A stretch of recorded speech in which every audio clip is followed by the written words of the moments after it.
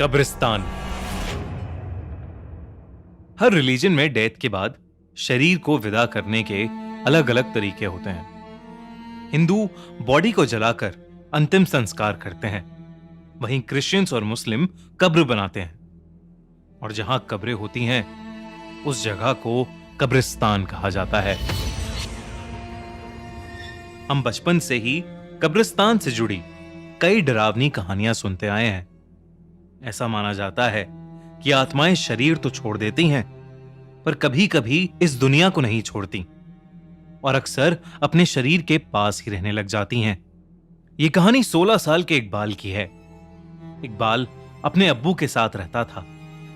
इकबाल के अब्बू एक बीमारी होने के कारण चल फिर नहीं पाते थे, इसलिए छोटी उम्र में ही इकबाल घर संभालने लगा था।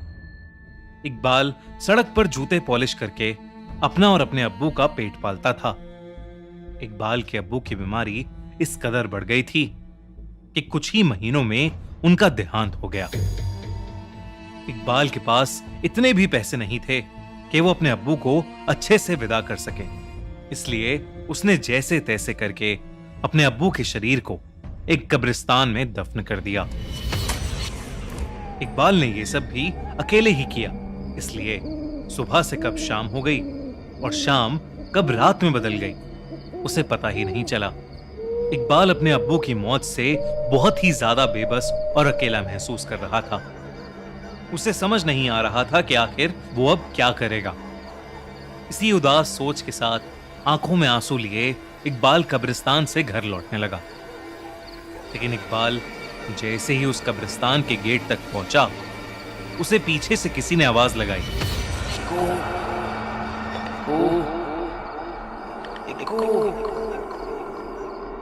इकबाल एकदम से रुक गया।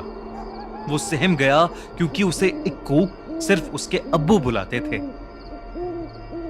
इकबाल को लगा कि शायद उसके कान बज रहे हैं कि तभी उसे एक और आवाज आई, इक्कू बेटा, इक्कू, मुझे बहुत प्यास लगी है बेटा, जरा पानी पिला दो। अब इकबाल के रोंगटे खड़े हो गए थे। ये आवाज उसके अब्बू की ही थी। वो पीछे मुड़ा और जोर से चिल्लाया, अब्बू! पर उसके सामने बस एक खामोश कब्र थी और कुछ नहीं। इकबाल फिर से चिल्लाया, अब्बू! अब्बू, क्या आप मुझे सुन सकते हैं? पर सामने से कोई आवाज नहीं आई। इकबाल को लगने लगा था कि शायद उसे अपने अब्बू की कुछ ज्यादा ही याद आ रही है और अब्बू की आवाज बस उसके ख्याल हैं और कुछ नहीं। वो अपना मन पक्का करके जैसे ही वापस जाने के लिए मुड़ा तो वो दंग रह गया। कब्रिस्तान से बाहर जाने वाला लोहे का गेट, जो अभी चंद लम्हे पहले तक खुला हुआ था, वो अचानक बंद हो गया था। शायद उस पर कोई ताला डालकर चला गया था और पूरे कब्रिस्तान की बाउंड्री पर बड़े बड़े लोहे के फेंस थे जिन्हें पार कर पाना बहुत ही मुश्किल था। उस कब्रिस्तान से बाहर निकलने का एक दूसरा गेट भी था, पर वो एक दूसरे कोने में था। उस गेट तक पहुंचने का मतलब था इकबाल को पूरे कब्रिस्तान के बीच से होकर गुजरना पड़ता। लेकिन इकबाल के पास और कोई ऑप्शन भी नहीं था, तो वो दूसरे गेट की ओर जाने लगा। देर रात हो चुकी थी। उस कब्रिस्तान में तेज हवा और एक बेजान खामोशी के अलावा और कुछ भी नहीं था। अंधेरे में वो कब्रिस्तान और भी डरावना लग रहा था। इकबाल हल्का सा घबराया हुआ जल्दी से जल्दी बस वहां से बाहर निकलना चाहता था, लेकिन कुछ ही दूर चलते हुए इकबाल को कुछ ऐसा दिखा जो उसे बहुत अजीब लग रहा था। उसने देखा कि कब्र के किनारे एक आदमी अपने घुटनों में सर दिए बैठा हुआ है। वो सुनसान कब्रिस्तान के बीचों बीच आखिर क्या कर रहा था? ये सवाल इकबाल का पीछा नहीं छोड़ रहा था। इकबाल ने उस आदमी को आवाज दी, पर उस आदमी ने कोई जवाब नहीं दिया। इकबाल धीरे धीरे उस आदमी के करीब गया। उसके नजदीक जाकर इकबाल ने जैसे ही उस आदमी की पीठ पर अपना हाथ रखा, उस आदमी ने अपना सर उठाया और देखते ही देखते उसकी गर्दन उल्टी घूम गई। उस आदमी का चेहरा बेहद भयानक था। और वो अपनी लाल आंखों से गुस्से में इकबाल को घूरने लगा। इकबाल उस आदमी को देखते ही जोर से चीखा और उस जगह से भागा। वो बिना कुछ सोचे समझे बस भागता रहा और कुछ दूर जाकर एक पेड़ से सटकर बैठ गया। इकबाल ने जो देखा था उससे उसकी रूह कांप गई थी। उस आदमी का भयानक चेहरा इकबाल भूल ही नहीं पा रहा था। इकबाल में अब इतनी भी हिम्मत नहीं थी कि वो उठकर एक कदम भी और चल पाए, इसलिए वो उसी पेड़ से चिपक कर बैठ गया और सुबह का इंतजार करने लगा।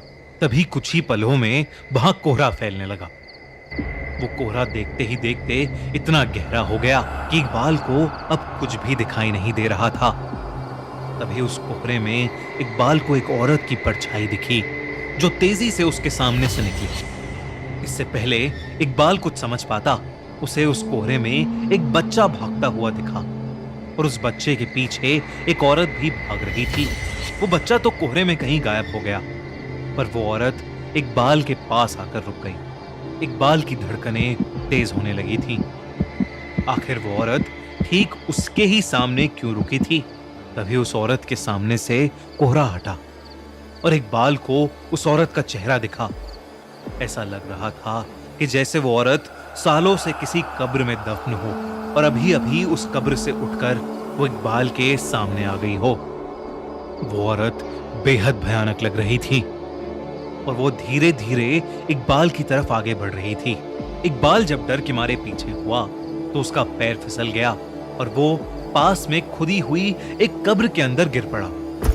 इकबाल उस कब्र से बाहर निकलने की कोशिश करने लगा, पर वो उससे बाहर ही नहीं निकल पा रहा था। उसे ऐसा लग रहा था जैसे किसी ने उसे पीछे से जकड़ लिया है। जब उसने अपनी नजर पीछे घुमाई तो उसकी रूह कांप गई। उसे वही डरावनी भयानक औरत दिखी। उस औरत ने इकबाल का गला पकड़ लिया और इकबाल उस कब्र में नीचे धंसता चला जा रहा था। धीरे धीरे इकबाल की आंखें भी बंद होने लगी थीं कि तभी अचानक से एक हवा का झोंका आया और इकबाल को ऐसा लगा जैसे किसी ने उसका हाथ पकड़ के उसे ऊपर उठाया हो। इकबाल उस सहारे से ऊपर तो आ गया, लेकिन दूर दूर तक वहां कोई भी नहीं था। पर इकबाल उस कब्र से बाहर निकलते ही फौरन कब्रिस्तान के गेट की तरफ दौड़ा और वहां से बाहर निकल गया।